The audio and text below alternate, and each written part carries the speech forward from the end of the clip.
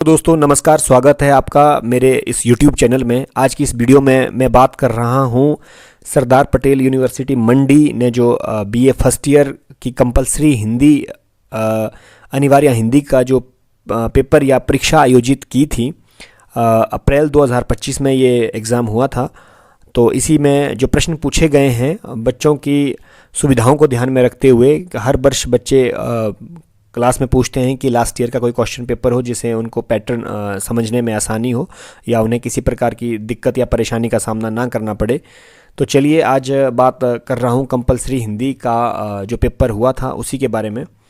तो इसमें जैसे कि आप स्क्रीन पे देख पा रहे हैं, जो पहले 14 क्वेश्चन आएंगे वो 14 क्वेश्चन जो है एक एक नंबर के रहेंगे और उसमें 4 या 3 विकल्प दिए गए होते हैं। तो पहला प्रश्न था, इसमें पूछा गया व्यक्तिगत स्तर पर जो पत्र लिखे जाते हैं वे किस श्रेणी में आते हैं। तो व्यक्तिगत स्तर पर जो पत्र लिखे जाते हैं वे अनौपचारिक श्रेणी में आते हैं, क्योंकि जो औपचारिक पत्र होते हैं वे सरकारी कार्यालयों में या व्यावसायिक बिजनेस पर्पज से लिखे जाते हैं। तो इसका सही आंसर होगा औपचारिक पत्र ख।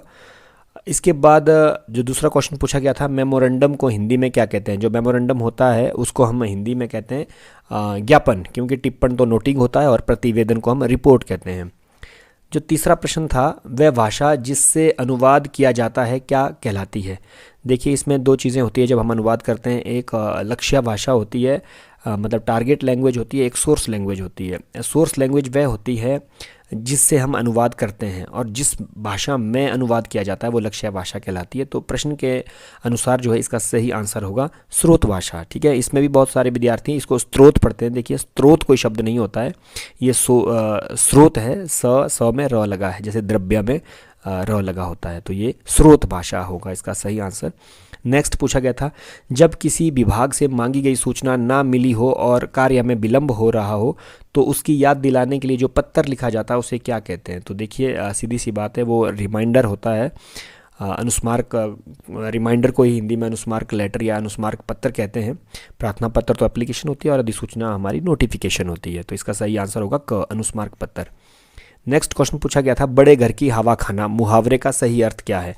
तो बड़े घर की हवा खाना मुहावरे का अर्थ होता है जेल जाना। ठीक है जी, तो इसका सही आंसर होगा ख। इसके बाद पूछा गया था, शुद्ध शब्द का चयन कीजिए। तो हमें देखना ये है कि उज्ज्वल तो गलत है क्योंकि इसमें दोनों आधा ज लगते हैं। सन्यासी भी गलत है क्योंकि इसमें स के ऊपर अनुस्वार का प्रयोग होता है। इसमें जो बिल्कुल शुद्ध शब्द है वो है ज्योत्सना। उज्ज्वल और सन्यासी अशुद्ध शब्द हैं। नेक्स्ट क्वेश्चन था, पहाड़ी भाषा के जो शब्द हिंदी में व्यवहार में आते हैं या प्रयुक्त होते हैं क्या कहलाते हैं। तो पहाड़ी भाषा के जो शब्द हिंदी में व्यवहार में आते हैं वे कहलाते हैं देशज शब्द, ना देशी भाषा के जो पहाड़ी भाषा के शब्द, क्योंकि तत्सम तो संस्कृत भाषा के वे शब्द होते हैं जो एज इट इज़ हम हिंदी में प्रयोग हिंदी भाषा में प्रयुक्त करते हैं, तद्भव संस्कृत से बिगड़े हुए शब्द कहलाते हैं। तो इसका सही आंसर होगा देशज।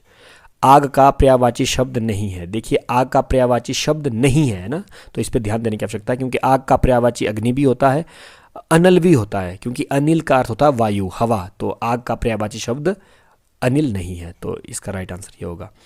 नेक्स्ट जो क्वेश्चन है वो पूछा गया था, दो या दो से अधिक शब्दों के मेल से बने शब्द किस श्रेणी में आते हैं। दो या दो से अधिक शब्दों के मेल से बने शब्द जो है हमारे यौगिक के अंतर्गत आते हैं। इसका सही आंसर ग होगा। फाइल को हिंदी में क्या कहते हैं। देखिए फाइल को हिंदी में मिसिल कहते हैं, क्योंकि टंकन टाइपिंग होता है और सूचना तो नोटिस कहलाता है। मिसिल भी होता है और संचिका भी कहते हैं हम इसको फाइल को, तो यहाँ पे संचिका नहीं है तो मिसिल इसका सही आंसर होगा। नेक्स्ट है आपका, मुहावरा कौन सा अर्थ ग्रहण करता है। देखिए मुहावरा को पहले समझना होता बहुत ज़रूरी है, क्योंकि मुहावरा खुद जो है अरबी भाषा का शब्द है ये, और इसका अर्थ होता है अभ्यास करना या बातचीत करना। तो यहाँ पे मैं यही कहना चाहूँगा कि जो मुहावरा जो अर्थ ग्रहण करता है वो होता है लाक्षणिक, क्योंकि अभिधात्मक तो नहीं है वो, क्योंकि लाक्षणिक का मतलब मुहावरे का अर्थ ही कि सामान्य अर्थ का बोध ना कराकर विलक्षण अर्थ की प्रतीति करवाना। तो ये लाक्षणिक ही इसका राइट आंसर होगा। नेक्स्ट है, विलोम शब्द का क्या अर्थ होता है। ठीक है जी, विलोम का मतलब होता है उल्टा, तो पर्यायवाची तो नहीं हुआ। विपरीत इसका राइट आंसर है, अनुकूल भी नहीं है। तो विलोम शब्द का अर्थ होता है विपरीतार्थक शब्द या विपरीत उल्टा। ठीक है जी। नेक्स्ट है, ऑफिशियल लैंग्वेज को हिंदी में क्या कहा जाता है। जो ऑफिशियल लैंग्वेज होती है वो हमारी राजभाषा कहलाती है। ठीक है जी, राष्ट्रभाषा नेशनल लैंग्वेज होता है, फिर कार्यकारी भाषा अलग है। इसमें राइट आंसर होगा क। पेट की आग वाक्यांश के लिए एक शब्द पूछा गया था। पेट की आग वाक्यांश के लिए एक शब्द क्या होगा? तो पेट की आग के लिए होता है जठरानल। दावानल आपकी जंगल की आग होती है। जठरानल पेट की आग अर्थात भूख होती है। बड़वानल समुद्र की आग होती है जिसको हम पेट्रोल भी कहते हैं। दावानल जंगल की आग होती है जिसे हम लकड़ी कहते हैं। तो ये तीनों यहाँ पे क्लियर कर रहा हूँ। इसका राइट आंसर होगा पेट की आग जठरानल। नेक्स्ट है आपका अब ये जो 14 मार्क्स के क्वेश्चन थे ये यहाँ पे कंप्लीट होते हैं। एक एक नंबर के जो पेपर में प्रश्न पूछे गए थे, फिर आपके 7 नंबर का प्रश्न पूछा गया टिप्पण से क्या समझते हैं, टिप्पणी के विभिन्न प्रकारों का उल्लेख करें, या पत्राचार से आप क्या समझते हैं। इसमें औपचारिक पत्र और अनौपचारिक पत्र के बारे में लिखना होता है, पत्र के विभिन्न प्रकार।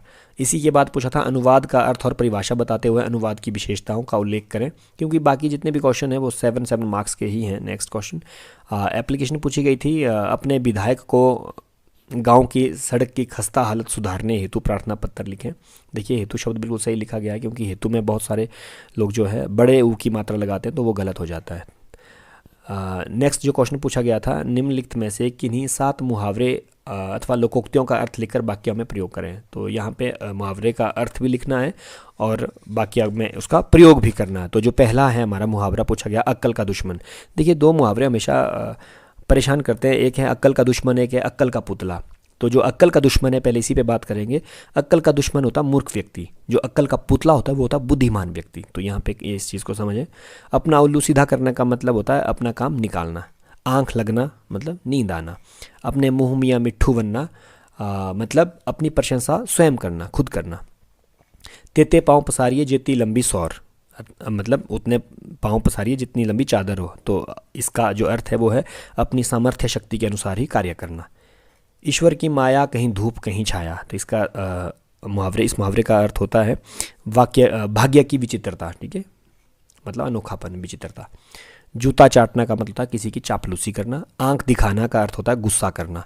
भेड़ चाल बहुत बार सामान्य सा शब्द है जो हम अक्सर बोलचाल में प्रयोग में लाते हैं। तो भेड़ चाल का मतलब होता है बिना सोचे समझे किसी का अनुकरण करना या अंधानुकरण करना। पेट में चूहे कूदना का मतलब भूख लगना, ये तो सबको मालूम है। उसके बाद इंपॉर्टेंट चीज़ है कि निम्नलिखित में से किन्हीं 7 वाक्यों को शुद्ध करके लिखिए। देखिए यहाँ पे बहुत सारे विद्यार्थी बहुत सारी गलतियाँ करते हैं। जैसे सामान्य रूप में हम यही कहते हैं कि तुम शिमला को जा रहे हो, तो इसमें जो को है वो नहीं लगेगा, ये शुद्ध वाक्य होगा तुम शिमला जा रहे हो, को नहीं होता है। अब पछताए होत क्या जब चिड़िया खा गई खेत, मतलब जब चिड़िया चुग गई खेत, ये लोकोक्ति है। मुझको घर जाना है, ये मुझको नहीं होगा, जैसे कि अभी हमने बात की। तो मुझे घर जाना है। बहुत बार हम मेरे को भी कहते हैं, मेरे को घर जाना है, तो वो भी अशुद्ध है। तो ये मुझको भी नहीं होता है, मुझे घर जाना है। जिसकी लाठी उसकी भैंस वाली कहानी बहुत पुरानी है। जिसकी लाठी उसकी भैंस कहानी नहीं है, ये कहावत है। तो यहाँ पे कहानी की जगह कहावत शब्द आएगा। शहर की पूरी जनसंख्या नशे से परेशान है। शहर की सारी जनसंख्या नशे से परेशान है। मैं बाज़ार में फल लाने गया था। मैं बाज़ार में फल खरीदने गया था। लाने नहीं होता है, खरीदने होता है। नेक्स्ट है 8 बजाने को 8 मिनट है। देखिए ये 8 बजाने को 8 बजने को 8 मिनट है। ये इस तरह से भी शुद्ध हो सकता है, लेकिन 8 बजने को 8 मिनट नहीं होता है। बजाने तो चलिए गलत है ही। 8 बजने में 8 मिनट है, ये इस तरह का शुद्ध होना था, क्योंकि जो श्री राम शर्मा की जो पुस्तक है आपकी प्रयोजनमूलक हिंदी की, उसमें इस तरह से दिखाया कि 8 बजने में 8 मिनट है। इस तरह उसने रोब दिखाया, रोब दिखाया नहीं होता है, जमाया होता है। उसने रोब जमाया। दही खट्टी होती है, दही खट्टी होती है। इसका शुद्ध जो वाक्य है दही खट्टा होता है, खट्टी होती नहीं होता है। मैं आपका धन्यवाद करता हूँ, इसमें एक तो ये धन्यवाद शब्द गलत लिखा गया है, इसको भी ठीक करना है। लेकिन साथ में इसमें कुछ और भी त्रुटियाँ हैं, जैसे मैं आपका धन्यवाद करता हूँ। बोलने में तो सामान्य तौर पर हम ऐसे ही बोलते हैं कि मैं आपका धन्यवाद करता हूँ, लेकिन जो हमारी पुस्तक है श्री राम शर्मा की प्रयोजनमूलक की जो पाठ्यक्रम में लगी है, बच्चों को रिकमेंड है, वो जो अनुशंसित पुस्तक है, उसमें साफ कहा है कि मैं आपको धन्यवाद देता हूँ। ये इस तरह से शुद्ध होगा। जो नेक्स्ट है आपका निम्नलिखित वाक्यों में से किन्हीं 7 वाक्यांशों के लिए एक एक शब्द लिखिए। पहले है दोपहर से पहले का समय। दोपहर से पहले का समय पूर्वाह्न होता है, और दोपहर से बाद का जो समय होता है वो आफ्टरनून मतलब अपराह्न होता है। जिसके आने की कोई तिथि ना हो वो होता है अतिथि। शीघ्र प्रसन्न होने वाला आशुतोष। किसी बात को बढ़ा चढ़ाकर कहना अतिशयोक्ति कहलाता है। समुद्र की आग हमने पहले भी डिस्कस किया था, समुद्र की आग मतलब बड़वानल, बड़व मतलब समुद्र, अनल मतलब आग, जैसे जठरानल, जठरपेट, अनल मतलब आग। तो सबके साथ यही लगता है, जठरानल, बड़वानल, और आपका एक और था जठरानल, बड़वानल, तीसरा मुझे याद नहीं आ रहा अभी, ये था आपका दावानल। दाव का मतलब होता है जंगल, अनल का मतलब उसमें आग। देखिए यहाँ पे मांस ना खाने वाला, बहुत सारे विद्यार्थी करेंगे शाकाहारी, क्योंकि उनको लगता है कि मांस खाने वाला मांसाहारी होता है, मांस ना खाने वाला शाकाहारी, परंतु ऐसा नहीं है। मांस ना खाने वाले को निरामिष कहते हैं, इसका राइट आंसर निरामिष ही होगा। जो मृत्यु की इच्छा रखता हो, ये है, देखिए दो चीज़ें हैं, एक मोक्ष की इच्छा रखने वाले को मुमुक्षु कहते हैं, और जो मृत्यु की इच्छा रखता हो उसको मुमूर्षा कहते हैं या मुमूर्ष कहते हैं। नेक्स्ट है आपका, तुरंत कविता रचने वाले को कहते हैं हम आशु कवि। अधिक बोलने वाला वाचाल होता है, वाचाल। लाभ की इच्छा रखने वाला लिप्सा, है ना। नेक्स्ट जो बड़े क्वेश्चन पूछे गए थे, देवनागरी लिपि की विशेषताएं, ये लगभग हर बार ही ये प्रश्न पूछा जाता है एग्जाम में। देवनागरी लिपि के सुधार संबंधी सुझावों का वर्णन पूछा गया है। और अंत में ये जो सेकंड लास्ट क्वेश्चन है हमारा, इसमें कंप्यूटर को परिभाषित कीजिए तथा वर्तमान में इसके महत्व पर प्रकाश डालिए, अथवा इंटरनेट से आप क्या समझते हैं इसकी उपयोगिता सिद्ध कीजिए। ये प्रश्न भी हर बार ही एग्जाम में पूछे जाते हैं। अब जो हमारा लास्ट क्वेश्चन है वो पूछा गया है, निम्नलिखित में से किन्हीं 7 पारिभाषिक शब्दों का हिंदी में अनुवाद कीजिए। देखिए एक्सेप्टेंस पूछा गया है। एक्सेप्टेंस का मतलब होता है स्वीकृति, क्लाइंट का मतलब होता है ग्राहक, पोस्टपोन का मतलब होता है स्थगित, उसके बाद है सुपरिंटेंडेंट का मतलब होता है अधीक्षक, कॉमेडी का मतलब प्रहसन होता है, डिलीट का मतलब होता है विलोपन, मिटाना या हटाना। नेक्स्ट है आपका एनाटॉमी। एनाटॉमी का मतलब होता है शरीर रचना, शारीरिक रचना। कॉम्पोजिशन होता है रचना। स्क्रीन का मतलब होता है पटल या प्रपट भी हम इसको कहते हैं, पटल इसका राइट आंसर है। और जूनियर को हम कनिष्ठ कहते हैं, सीनियर को हम वरिष्ठ कहते हैं, और सीनियर को कनिष्ठ कहते हैं। तो ये था आपका BA first year compulsory Hindi का जो पेपर है, जिसे सरदार पटेल यूनिवर्सिटी ने ये परीक्षा आयोजित कर